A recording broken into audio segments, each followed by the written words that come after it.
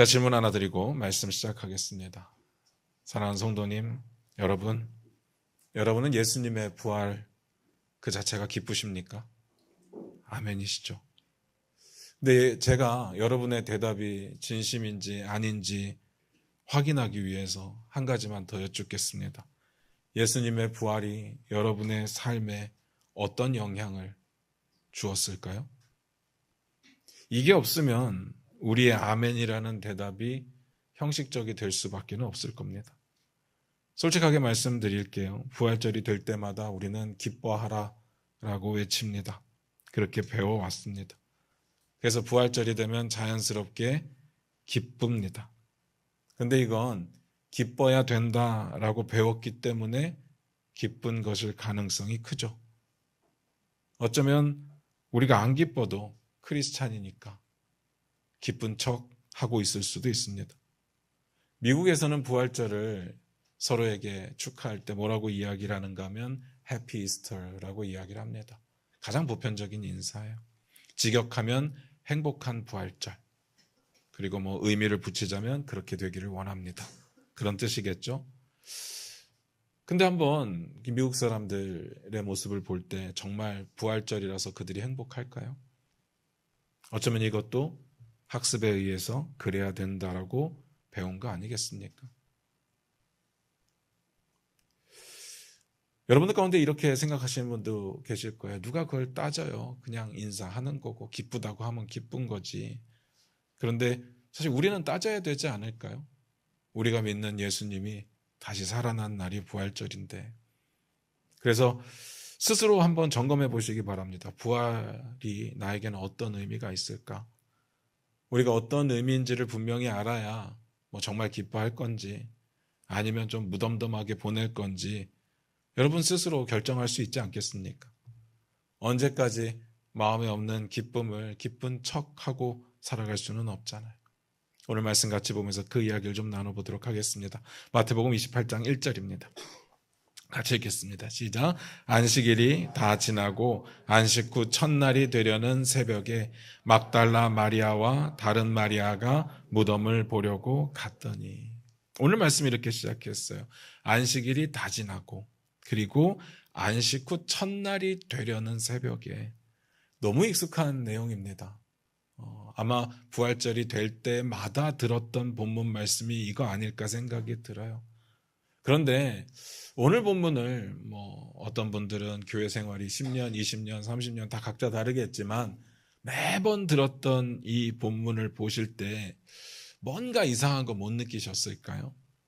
막달라 마리아와 다른 마리아가 예수님을 보려고 무덤에 갔던 그때가 언제라고 표현을 했는가 하면 안식일이 다 지나고 안식 후 첫날이 되려는 새벽이래요.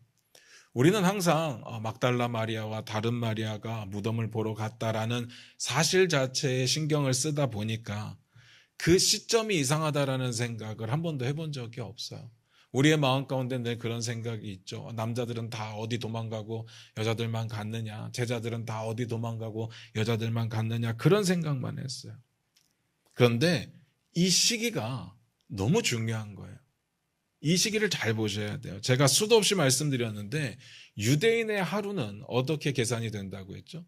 해가 지면서 하루가 시작돼서 우리로 따지면 다음 날이 되지만 그들에게는 같은 날이죠. 그 다음 날 해가 질 때까지가 하루입니다. 근데 방금 우리가 읽었던 구절을 보니까 첫 번째 앞부분은 이렇게 표현을 했어요. 안식일이 다 지나서. 다 지나서라는 말은 무슨 뜻인가 하면 원어상으로 말씀드리는 겁니다. 안식일은 이미 끝났다 라는 의미예요. 이미 끝났습니다. 그러면 날이라고 하는 게 그렇잖아요. 하나가 끝나면 새로운 날이 동시에 시작이 되는 겁니다. 그러면 안식 후 첫날이 이미 시작이 됐어야 되는 거죠. 그런데 마태는요, 이제 해가 지면서 새로운 날이 시작되지 못했고 오늘 새벽에 해가 뜨면서 새로운 날이 시작되는 것처럼 묘사를 했다는 거예요. 안식 후 첫날이 되려는 새벽. 이상하지 않습니까? 그래서 제가 이게 우리나라 번역에 좀 문제가 있는가 싶어서 영어 성경을 찾아봤더니 역시나 우리나라 번역이 다르더라고요. 영어 성경하고는. 영어 성경에 제가 항상 중요하다고 말씀드렸던 게 NIV잖아요. NIV에서는 이렇게 표현을 했어요. 그냥 안식 후 첫날의 새벽. 이게 맞지. 왜 안식 후 첫날이 되려는 새벽이라고 표현을 했을까? 그런데 제가 원어를 찾아보니까요. 우리말 성경이 맞더라고요. 우리말 성경대로 쓰여져 있어요. 그럼 뭐가 되는가 하면 하루가 끝났어요. 그리고 하루가 시작이 안 되고 아침까지 하루가 시작되는 공백의 기간이 남게 된다는 겁니다. 이 공백의 기간을 어떻게 이해할 수 있을까? 이상하지 않습니까? 분명히 하루는 어젯밤에 시작했어야 되는데 마태가 이걸 모를 리가 없어요. 누구보다도 마태가 더 잘합니다. 제가 왜 그렇게 말씀을 드리는가 하면 복음서가 4개가 있잖아요. 그중에서 마태복음이 가장 유대인들에게 친화적으로 쓴 복음서예요. 반대로 말씀드리면 누가복음 같은 경우는 이방인들에게 좀 친화적인 복음서거든요. 그래서 친이방적인 느낌이 강한데 이 마태복음은 유대적인 복음서라고 해도 틀리지 않거든요. 그런 마태가 유대인들의 그 질서 중에 가장 중요한 날의 개념을 이렇게 흔들어 놓는다. 이건 좀 말이 안 되는 겁니다. 여러분 한번 상상을 해보세요. 창세기에 보면 하나님의 창조와 관련해서 가장 중요한 게 뭔지 아십니까? 날이에요. 첫째 날, 둘째 날, 셋째 날 이렇게 창조를 날 중심으로 하나님께서 하셨거든요. 근데 여러분 생각해 보세요. 심지어는 넷째 날에 하나님께서 해달별을 만드세요. 그런데 이미 날의 개념이 있다고요. 그건 그냥 빛과 어둠으로 날을 나누신 것이 되겠죠. 그만큼 날을 중요한 겁니다. 그래서 유대의 모든 절기도 다 날이 중요하고요. 유대인들의 신앙에 있어서 가장 중요한 건 안식일입니다. 그 안식일을 중심으로 모든 것이 이루어지거든요. 다시 말해서 유대인들에게 있어서 날은 너무나도 중요해요. 그런데 이런 유대적인 사고를 너무나도 강하게 가지고 있던 마태가 뭐라고 표현을 했느냐? 완전히 그 개념을 깨뜨리고 오늘은 안식 후 첫날이 새벽에 시작한다는 거예요. 이거 다분히 의도가 있는 겁니다. 우리는 그 의도를 신경 써서 봐야 되는 거죠. 그렇다면 우리는 찾아야 돼요. 그의 숨겨진 의도가 뭘까? 결론적으로 말씀드릴게요. 마태는 예수님의 부활의 아침을 새로운 날로 다시 시작하기를 원하는 거예요. 안식이 끝나고 새벽이 되기까지 공백이 있어서 이걸 설명할 수 없지만 그 공백을 무시하고서라도 유대의 질서를 깨트리고서라도 유대인들이 가지고 있던 신앙의 그 질서 체계를 깨트리고서라도 부활의 아침은 새날이다 라고 말하고 싶은 거죠. 기가 막히죠. 이걸 통해서 뭘 말하고 싶을 것 같아요? 마태가 굳이 말하고 싶은 건 이거 아니겠습니까? 부활은 역사가 바뀐 날이다. 그래서 인류의 역사는요, 부활 전과 부활 후로 나뉘게 되는 거죠. 이게 이제 마태복음이 오늘 예수님의 부활을 전하면서 꼭 하고 싶었던 이야기입니다. 마태에게 부활은 완전히 새로운 날입니다. 새 날이죠. 그래서 여러분들께 묻고 싶어요. 여러분에게도 부활절이 새 날입니까? 예수님의 부활이 진짜라고 믿고 예수님의 부활을 경험하는 순간 여러분에게도 새 날이 시작되었을까요? 이 부활이 결국은 여러분의 삶을 송두리째 바꿔놓는 완전히 새로운 날이라는 건데 여러분의 삶도 부활을 인식하고 깨닫고 진짜라고 믿는 순간 여러분의 삶이 이렇게 완전히 새로운 날이 되셨느냐라는 겁니다. 최소한 이 정도의 의미는 알아야 우리가 기쁘지 않겠습니까? 이걸 모르면 기쁠 수가 없죠. 그냥 부활절이구나 싶습니다. 물론 이 중에 부활의 의미를 모르는 사람은 아무 한 명도 없을 거예요. 예수님께서 우리의 죄를 대신해서 십자가에 죽으시고 죽은 지 사흘 만에 장사한 모든 사람들 가운데서 살아나셨다. 그게 부활의 의미죠. 그래서 잠자는 자들의 첫 열매가 되셨기 때문에 우리도 부활을 소망할 수 있다. 그게 부활입니다. 그런데 그걸 아는 것하고 그 부활로 인해서 우리의 삶이 바뀌는 것하고는 완전히 다른 이야기거든요. 역사는 부활 전과 부활 후로 나뉜다라고 마태는 지금 그걸 이야기하고 싶은데 저와 여러분의 삶도 부활을 알기 전과 부활을 안 후로 나뉠 수 있느냐? 이 확신이 없으면 기쁠 수가 없습니다. 다시 묻겠습니다. 예수님께서 부활하셨습니까? 아멘이죠. 그래서 기쁘십니까? 아멘이죠. 근데 이건 기계적인 대답일 수밖에 없죠. 학습에 의한 반응입니다. 이 기쁨의 고백이 기계적이지 않고 진심이 되려면 부활을 알아야 됩니다. 부활이 내 삶의 진짜가 돼야 돼요. 내 삶이 부활을 깨닫기 전과 후로 나뉘어져야 됩니다. 그래서 이렇게 묻고 싶습니다. 예수님의 부활이 여러분의 인생을 송두리째 바꿔놓으셨습니까? 우리는 예수님의 부활로 새로워졌습니다.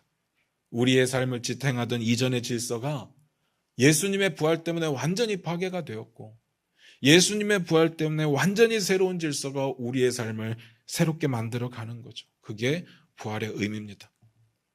그렇게 살아갈 수가 없다면 우리 안에 기쁨은 솔직히 없을 겁니다.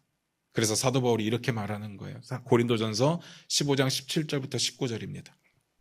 같이 읽겠습니다. 시작. 그리스도께서 다시 살아나신 일이 없으면 너희의 믿음도 헛되고 너희가 여전히 죄 가운데 있을 것이요 또한 그리스도 안에서 잠자는 자도 망하였으리니 만일 그리스도 안에서 우리가 바라는 것이 다만 이 세상의 삶뿐이면 모든 사람 가운데 우리가 더욱 불쌍한 자이러라.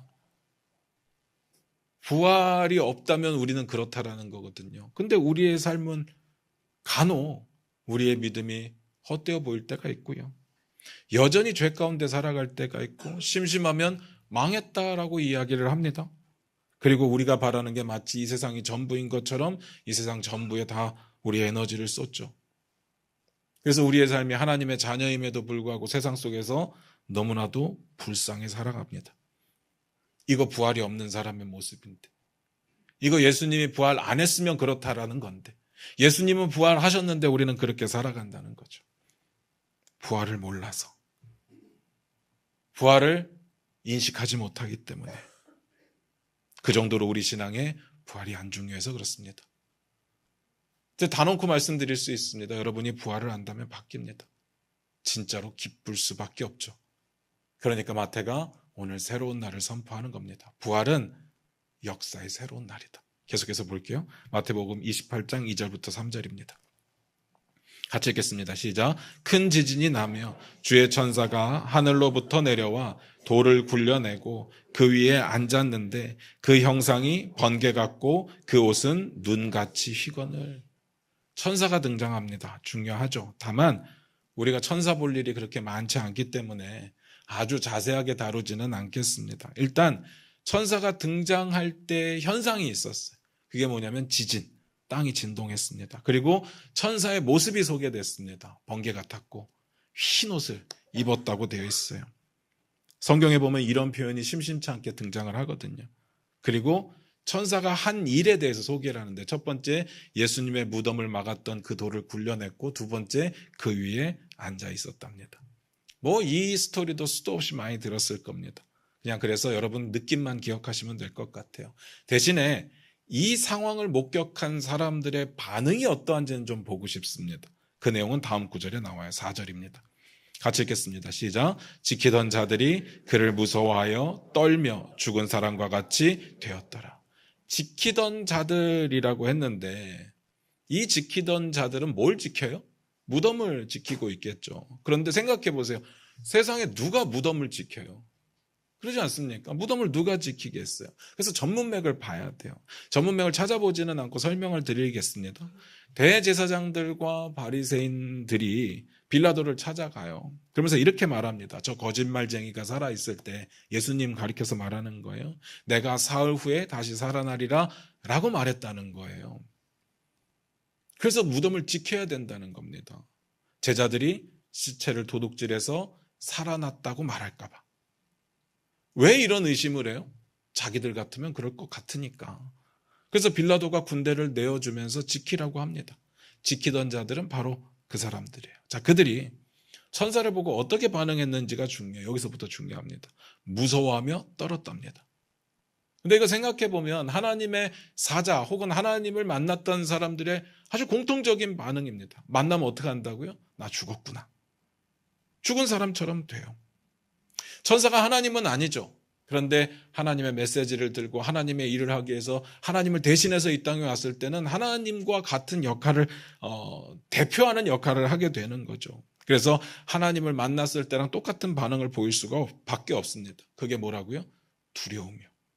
그리고 그 두려움 이후에 죽은 것 같이 됩니다. 이 죽은 것 같이 되었다라는 말은 진짜 죽은 건 아니지만 옴짝달싹할 수 없는 상태, 아무것도 할 수 없는 상태, 다시 말해서 공포로 인해서 마비 상태가 되는 겁니다. 물론 하나님의 말씀에는 나를 보고 살 자가 없다고 했기 때문에 실제로 죽을 수도 있겠죠. 어떤 건지는 아실 겁니다. 우리도 너무 무서울 때 몸이 움직이지 않는 걸 경험해 보신 적이 있을 거예요. 아니면 영화에서 꽤 많이 등장하는 장면이니까 보신 분들도 계실 겁니다. 완전한 공포가 우리의 육체를 마비시키는 경우들.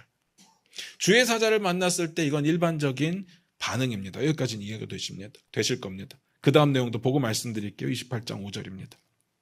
같이 읽겠습니다. 시작. 천사가 여자들에게 말하여 이르되 너희는 무서워하지 말라. 십자가에 못 박히신 예수를 너희가 찾는 줄을 내가 아노라. 잘 보세요. 두 번째 반응인데 천사들이 여자들에게 이렇게 말해요. 어떤 여자들이죠? 1절에 막달라 마리아와 다른 마리아예요. 그들에게 이렇게 말합니다. 너희는 무서워하지 말래요. 여기서 두 가지 중요한 상황을 짚고 넘어가야 되는데 첫 번째, 천사가 무서워하지 말라라고 이야기를 했잖아요. 그러면 여자들도 그 천사들의 모습을 봤을 때, 천사들이 내려오는 것과 하는 일을 봤을 때 무서웠다라는 거예요. 경비병들과 똑같은 반응이었다라는 겁니다. 아, 나 죽었구나. 공포죠. 그런데 두 번째, 천사가요, 여자들에게는 무서워하지 말라라고 말을 해요. 그런데 그냥 무서워하지 말라가 아니라 너희는 무서워하지 말래요.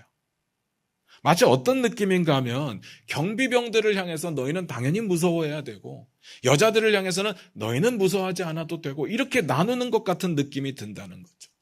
마치 그 여자들은 이 무서움에서 벗어날 수 있는 혜택 혹은 허락, 권리 이런 걸 부여받은 것처럼 느껴진다는 겁니다. 그래서 원어를 찾아보니까 원어에 너희는이 강조되고 있어요. 이 헬라어는요, 이 단어에 변화형이 엄청 많거든요. 그래서 단어 하나에, 동사 하나에 시제도 들어있고 인칭도 들어있고 숫자도 들어있기 때문에 이렇게 나나 너나 이런 단어를 굳이 쓸 필요가 없어요. 그런데 그렇게 쓸 때가 있죠. 쓰는 경우가 있습니다. 언제 쓰느냐? 강조하고 싶을 때. 그러니까 여기서도 마찬가지예요. 너희는 이라는 말을 굳이 썼다. 강조하고 싶은 거예요. 강조해서 뭐 하고 싶다고요? 너희는 두려워하지 않아도 된다라는 이야기인 거죠. 그렇다면 하나님의 사자를 만난 상황이 똑같은 상황이라고 할지라도 어떤 사람은 공포를 느껴야 되고 어떤 사람은 공포를 느끼지 않아도 되는 상황이라는 거죠. 그 차이가 뭐냐라는 겁니다. 결론적으로 천사가 이렇게 말합니다. 너희는 예수님을 찾고 있으니까 라고 이야기를 해요. 이게 무슨 말인가 하면요. 이어서 6절을 보고 말씀을 드릴게요. 6절입니다. 같이 읽겠습니다. 시작. 그가 여기 계시지 않고 그가 말씀하시던 대로 살아나셨느니라. 와서 그가 누우셨던 곳을 보라. 예수님께서 다시 살아나셨대요. 이유는 여기에 있는 겁니다. 부활은 그런 거예요. 그런데 부활하신 건 똑같이 경험했잖아요. 안 그렇습니까? 경비병들도 봤을 거고 여자들도 봤을 겁니다. 물론 부활하신 주님을 직접 본 건 아니겠지만 천사가 내려와서 돌을 굴리고 진동이 일어나고 이 모든 장면을 똑같이 목격을 했을 거예요. 그런데 왜 여자들만 두려워할 필요가 없느냐? 그들은 예수님을 찾으니까요. 이게 부활을 맞이하는 반응의 엄청난 차이라는 겁니다.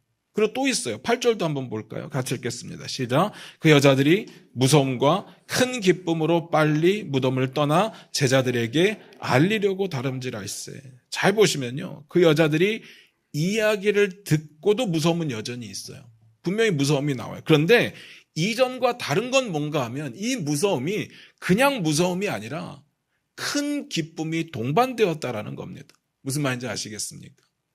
부활을 알게 되면 기쁨이 동반이 돼요. 그런데 무서움과 기쁨이 어떻게 같이 있을 수 있을까?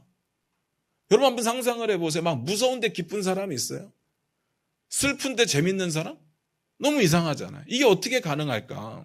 지금 이 순간 여자들이 경험하는 두려움은 더 이상 그 앞에서 경험했던 내 사지를 마비시키는 그런 공포의 두려움은 아닙니다. 이건 기쁨이 동반되는 두려움이, 이런 기쁨이 동반되는 두려움은 언제 가능하냐? 이걸 우리가 어떤 식으로 표현하느냐? 우리는 경외심이라고 표현합니다. 경외함. 그럴 때만 가능해요. 그래서 어떻게 하느냐? 무덤을 떠났고 제자들에게 달려가요. 뭔 차이가 있는지 아시겠습니까? 경비병들은요, 두려웠어요. 몸을 떨었어요. 그 다음에요, 죽은 자처럼 돼요. 이게 공포예요. 근데 그 여인들은요, 무섭기는 한데 기쁨도 함께 있을 뿐만 아니라 그들은 죽은 자처럼 마비가 되는 게 아니라 역동적으로 뛰어갔다. 그 차이가 있습니다. 여기서 기억하셔야 돼요. 어떤 사람은 왜 공포로 남고 어떤 사람은 왜 경외심으로 변하느냐. 그 이유는 딱 하나입니다. 예수를 찾느냐 안 찾느냐. 그 차이에 있다는 거죠. 찾는다라는 게 뭐 없어진 거 찾고 안 보이는 거 찾고 그런 의미가 아니에요. 예수님을 찾는다라는 건 예수님을 믿는다는 것이고 예수님의 부활을 안다는 것이고 받아들인다는 겁니다. 그럴 때 예수님을 믿는 자들에게 기쁨이 허락되는 그 경외심을 느끼게 되는 거죠. 그리고 잘 보셔야 됩니다. 언제 그 두려움이, 그 공포에 빠져있던 그 공포감과 마비가 언제 경외심으로 변하느냐? 천사를 만났을 때가 아니더라고요. 천사를 만났을 때는 오히려 두려웠어요. 그런데 언제 변하느냐? 결국은 예수님의 부활 소식을 들었을 때. 그때 예수님을 찾던 자는 경외심으로 변하고 역동적으로 움직이게 되죠. 아닌 자들은요, 꼼짝 못하게 되는 겁니다. 부활은요, 우리의 삶을 이렇게 바꿔놓습니다. 그러니까 마태가 이날을 새날이라고 기록하는 거죠. 그 다음도 볼까요? 28장 9절입니다. 같이 읽겠습니다. 시작. 예수께서 그들을 만나 이르시되 평안하냐 하시거늘 여자들이 나아가 그 발을 붙잡고 경배하니. 달려가다가 예수님을 만나요. 왜 달려가요? 천사가 얘기했거든요. 가서 제자들에게 이 상황을 전해라. 근데 예수님을 가다가 만납니다. 예수님을 만나자마자 예수님께서 그 여인들에게 이렇게 묻습니다. 평안하냐? 이게 무슨 의미일까요? 지금 기쁘다니까요. 두려움과 기쁨이 동반되는 경외심이 가득해요. 예수님이 부활했다는 소식 때문에 너무 행복해요. 근데 왜 이렇게 모를까? 이상하지 않습니까? 좀 더 보고 말씀드릴게요. 그러자 여자들이 어떻게 반응을 했느냐? 예수님의 발을 붙잡고 경배했대요. 여기까지 무리가 없잖아요. 아까 말씀드린 대로 지금 이 여인들의 마음 가운데 예수님의 부활이 너무 기뻐요. 근데 왜 평안하냐라고 물었을까? 28장 10절을 한번 같이 볼까요? 같이 읽겠습니다. 시작. 이에 예수께서 이르시되 무서워하지 말라. 가서 내 형제들에게 갈릴리로 가라 하라. 거기서 나를 보리라 하시니라. 예수님께서는 이번에 또 이렇게 말씀하세요. 무서워하지 마라. 제가 앞에서도 말씀드렸잖아요. 이렇게 말한다는 건 그들이 무서워하고 있다는 뜻이거든요. 아니 분명히 앞에서 제가 말씀드렸어요. 그들의 그 공포가 경외심으로 바뀌었다. 그래서 두려움이 있지만 그건 소름 끼치는 두려움이 아니라 하나님의 살아계심, 하나님 절대자의 그 존재, 그 앞에서 두렵고 떨리는 마음. 그런데 그분을 만났기 때문에 기쁨이 동반되는 그런 경외심이라고 말씀을 드렸어요. 그런데 왜 또 무서워하지 말래요? 그들은 뭐가 무서웠을까요? 그리고 평안하냐라고 왜 물었을까? 이미 그런데. 잘 보셔야 됩니다. 여기서 예수님께서 말씀하시는 두려움은 처음 천사를 만났을 때 느꼈던 그런 공포의 두려움이 아닙니다. 그리고 경외심도 아니에요. 그거하고는 전혀 상관이 없어요. 여기서 두려움은 부활하신 주님을 전해야 되는, 그리고 부활하신 주님을 전할 때 마주하게 되는 그런 상황들, 그 상황들에 대한 두려움을 갖지 말라라는 겁니다. 이건 사명에 관한 이야기예요. 사명에 관한 이야기. 상황을 잘 보세요. 아마 그들은 일단 시키니까, 천사가 시키니까 무조건 뛰었을 겁니다. 하나님을 대신해서 나타난 천사가 말하는 거니까 무조건적인 반응을 했을 거예요. 마태복음 28장 7절을 같이 한번 볼까요? 같이 읽습니다. 시작. 또 빨리 가서 그의 제자들에게 이르되 그가 죽은 자 가운데서 살아나셨고 너희보다 먼저 갈릴리로 가시나니 거기서 너희가 배우리라 하라. 보라 내가 너희에게 일렀느니라 하거늘. 그러니까 달려가야죠. 분명히 얘기했잖아요. 달려가야죠. 그런데 달려가면서 현실적인 두려움이 생기는 거예요. 어떤 두려움이 생길까? 제자들이 믿어줄까요? 제자들은 그때 당시에 그 사회, 기독교 사회에서는 독보적인 위치들인데 정말 이름도 없고 빛도 없던 여자들이 경험한 걸 믿어줄까? 또 그 당시에는 보통 두세 사람의 증인의 증언이 있어야 그 사실을 받아들이잖아요. 그런데 너무나도 죄송하게 그 당시에 여자들의 증언은 받아들여지지가 않았어요. 그러니까 천사가 시켜서 가긴 가요. 막 달려는 가는데 달려가면서 걱정이 되는 겁니다. 믿어줄까? 아, 진짜 예수님이 살아나셨는데 이걸 어떻게 전하지? 지금 제 심정하고 거의 똑같아요. 지금 이 부활절이 너무 중요해서 너무 큰 의미가 있어서 우리의 삶을 송두리째 바꿔놓을 만큼의 큰 의미가 있는데 제가 이렇게 설명하는 게 너무 부족해서 여러분이 다 이해할 수 있을까라는 고민과 걱정이 오늘 내내 아침에 있었거든요. 어제 저녁에도 계속 있었거든요. 그 두려움이 있었다라는 겁니다. 믿어줄까? 안 믿어주면 어떡하지? 그리고 상황 자체가 말이 안 되잖아요. 그들도 놀랐던 일이고 어떻게 죽은 사람이 다시 살아나요? 지금까지 본 적이 없는 이야기를 전하는데 믿어줄까?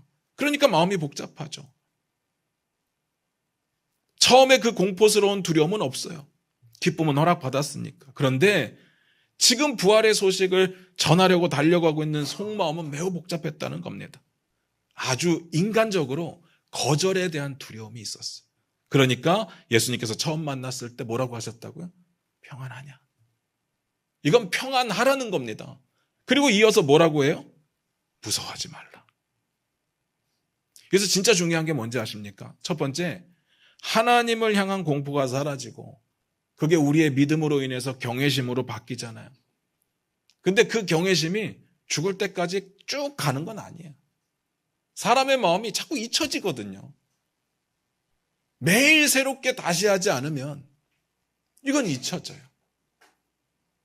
예수를 믿고 구원받았다는 감격이 첫 해는 너무 기뻤지만 둘째, 셋째, 10년, 20년 이렇게 지나가면서 무뎌지는 것처럼 저와 여러분이 부활의 소식을 처음 들었을 때 와, 예수님이 살아나셨어 놀랐겠지만 10년, 20년 신앙생활을 하다 보니까 그게 무뎌지는 것처럼 오늘 여인들은요 분명히 무서움과 기쁨이 동반되는 경외심을 방금 느꼈는데 가다가 또 무서워요. 그들이 마주해야 되는 현실 때문에 또 무섭다고요. 그게 우리가 살아가면서 마주하게 되는 신앙생활의 모습이라는 거죠. 그리고 두 번째, 우리 주님은 그 순간에 뭐라고 말씀하신다고요? 두려워하지 말라. 근데 우리의 마음 가운데 못된 생각이 들어요. 아니 뭐 마음이 두려워하지 말라고 하면 안 두려워지나? 두려운 걸 어떡하지? 예수님이 그렇게 말씀하셨을 땐 이유가 있겠죠. 그래서 오늘 본문의 맨 끝에 그 이유가 나옵니다. 마태복음 28장 18절부터 20절이에요. 같이 읽겠습니다. 시작. 예수께서 나와 말씀하여 이르시되 하늘과 땅의 모든 권세를 내게 주셨으니 그러므로 너희는 가서 모든 민족을 제자로 삼아 아버지와 아들과 성령의 이름으로 침례를 베풀고 내가 너희에게 분부한 모든 것을 가르쳐 지키게 하라. 볼지어다 내가 세상 끝날까지 너희와 항상 함께 있으리라 하시니라. 이 이야기를 그 여인들에게만 한 건 아니지만 복음의 메시지를 전해야 되는 모든 사람들, 부활의 소식을 전해야 되는 모든 사람들에게 동일하게 이야기하시는 거예요. 하늘과 땅의 모든 권세를 나에게 주셨으니까 너희는 내가 하라는 걸 하고 그 끝에 뭐라고요? 내가 세상 끝날까지 너희와 항상 함께 있으리라. 세상을 향해서도 두려워할 필요가 없는 이유, 세상 속에서 우리가 거절당하는 것을 두려워할 필요가 없는 이유, 부활하신 주님이 하늘과 땅의 모든 권세를 가지고 우리와 함께 하실 것이기 때문에 그 약속을 주셨으니까요. 부활은 이렇게 연결이 되는 겁니다. 그래서 부활이 힘인 거예요. 그래서 부활이 기쁨인 겁니다. 부활하신 주님이 나와 함께 하시니까. 말씀 마무리 짓겠습니다. 지금 부활절은 분명히 기쁜 날이라는 걸 아는데 솔직히 왜 안 기쁠까요? 첫 번째, 저는 경외심이 사라졌기 때문이라고 생각해요. 절대자에 대한 두려움과 기쁨이 함께 있어야 되는데 하나님의 하신 일에 대한 놀람과 감사가 함께 있어야 되는데 지금 부활절은 감정만 강조가 돼요. 그리고 두려움은 빠져 있습니다. 무슨 말인가 하면 경외심이 사라진 우리들만의 축제가 되었다라는 거죠. 그러니까 부활이 없는 기쁨은 즐거워도 진짜 기쁨은 아닌 거죠. 두 번째, 그 경외심이 결국 사명으로 연결되지 않아서 그렇습니다. 오늘 본문에도 보면 부활을 경험했던 자들에게 가장 먼저 하신 명령이 뭔가 하면 가서 전하라 해요. 그 제자들에게도 하신 명령이 뭔가 하면 모든 민족을 제자 삼으라는 겁니다. 그러면 부활하신 주님을 만나게 될 거예요. 부활하신 주님이 함께하는 것을 경험하게 될 겁니다. 부활의 소식이 진짜 기쁘려면요, 그 부활을 전하는 자가 되어야 됩니다. 그리고 마주하게 되는 세상의 그 거센 저항을 두려워할 필요가 없는 게 그 저항 가운데 부활하신 주님을 만나게 될 거거든요. 그래서 기쁜 거죠. 복음을 전하라고 하면 자꾸 좋은 관계가 어색해질까 봐, 또 좋은 관계를 잃을까 봐, 친구를 잃을까 봐 어렵다고 말하시는 분들이 많아요. 잘 생각하셔야 됩니다. 여러분들이 진짜 좋은 관계라고 말한다면 더더욱 전해야죠. 그 사람을 진짜 사랑한다면 더더욱 전해야죠. 나는 예수 믿고 구원받는데 내가 사랑하는 사람은 구원받지 않아도 된다라는 것은 말이 안 되잖아요. 근데 왜 머뭇거리느냐? 이 부활 소망이 없어서 그래요. 부활에 대한 확신이 없어서 그래요. 그래서 관계를 잃으면 어쩌지? 그게 두려운 거죠. 무조건 전해야 됩니다. 물론 지혜가 필요하겠죠. 그냥 다짜고짜 밥 한번 먹자고 하더니 너 예수 안 믿으면 지옥 가, 이렇게 하면 당연히 싫어하겠죠. 근데 잘 생각하셔야 돼요. 이거는 사람 만나는 관계의 기술이 서툰 거지 복음에 문제가 있는 건 아니거든요. 근데 마치 우리는요, 복음이 약한 것처럼, 부활이 의미 없는 것처럼, 아무 힘이 없는 것처럼 머뭇거리더라는 겁니다. 우리 안에 기쁨도 없고 우리 안에 부활하신 주님이 함께 하시는 그 권능도 경험하지 못하는 이유, 부활을 이해하지 못했기 때문이거든요. 또 부활을 세상 가운데 전하지 않고 있기 때문입니다.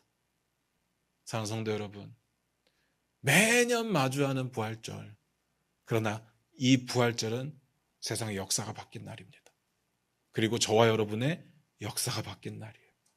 이 귀한 날을 여러분 함께 기뻐하시려면 하나님을 향한 그 경외심과 세상을 향한 부활의 증인이 되고자 다짐하는 여러분의 결단이 필요합니다. 기도하겠습니다.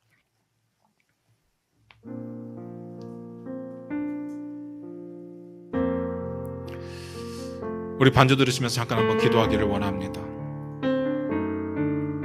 우리 이렇게 스스로 한번 점검해 보셨으면 좋겠습니다.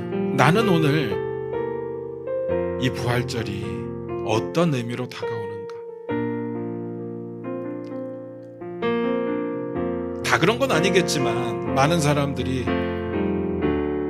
자기 생일이 올 때 기대가 되거든요. 그리고 선물도 주고 선물도 받고. 근데 부활절은요, 역사가 바뀐 날이에요. 왜 역사가 바뀐 날이냐? 그 전까지는 뭔 수를 해도 천국을 갈 수가 없잖아요. 정말 하나님이 너 가자 이거 아니고는 갈 수가 없거든요. 아무리 착한 일을 해도, 아무리 선한 일을 많이 해도 절대로 갈 수가 없거든요. 그런데 예수님의 십자가의 죽음과 그 부활로 인해서 믿는 자는 누구나 다 천국을 갈 수 있게 되었거든요. 역사가 바뀐 날이고요. 그 바뀐 역사의 혜택을 받는 게 우리거든요. 정말 그게 기쁘냐? 한번 점검해 보시고요. 그래서 우리가 이 부활을 기쁨으로 맞이하기 위해서 내가 부활의 증거자가 되고 있느냐, 난 증인이 되고 있느냐, 이걸 고민해 보셨으면 좋겠어요. 하나님께 이렇게 기도하기를 원합니다. 하나님, 지금까지는 이 부활절이 그저 그런 날이었지만 이제부터는 내 삶을 뒤바꿔 놓은 새 날이 되었음을 선포합니다.